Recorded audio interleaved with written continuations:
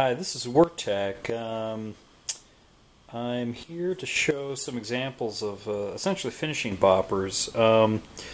This particular bopper that I have here is made from a hex head, and it had the diameter for the spacing here is 3/4 of an inch, and the overall length of it is about an inch long. But it's essentially hammered into this copper tubing right here, and then affixed to a wood handle. And you can see there's some indents right here for some additional mechanical hold, but it's all held together with epoxy and just kind of a mechanical hold from hammering it into the copper.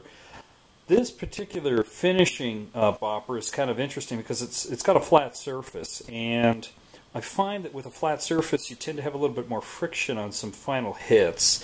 I tried to thin these pieces in a way that's similar to the way Paleo Man Jim does his super thin bifaces. I tried at any rate.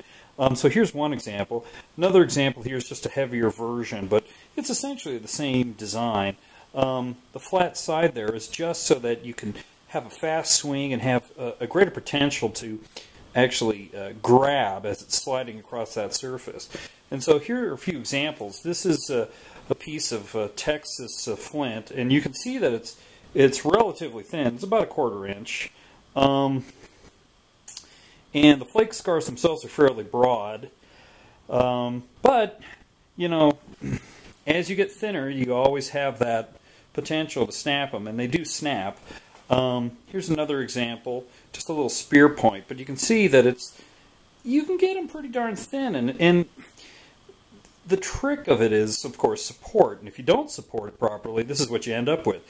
But you can also do pieces, besides flint, you can also do pieces of glass, for example. This is unfinished, and you can see it's a bit bumpy. Some pressure flaking is needed, but again, in most spots it's about 1/4 inch, except for some high points on here. Here's a piece of obsidian that I worked the other day.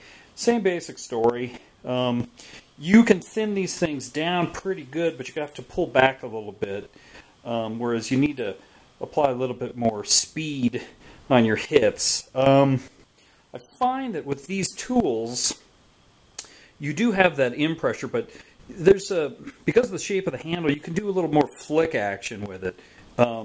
Really fast hits, and that's where that surface area really comes in. Because if you're going to swing really fast, you want to have, a small point on the platform. It almost seems like you need kind of a bigger surface area to hit it. But anyway, this is my finishing tool. I find it works pretty good most of the time, but not all the time. Again, if you really want to know details of making a thin biface, Paleo Man Jim's got quite a few videos on it, but I just wanted to show an example of a finishing tool that you can use. This is just really what you use at the end of the process, with some pressure flaking to finish off the final edge. That's it. Thanks.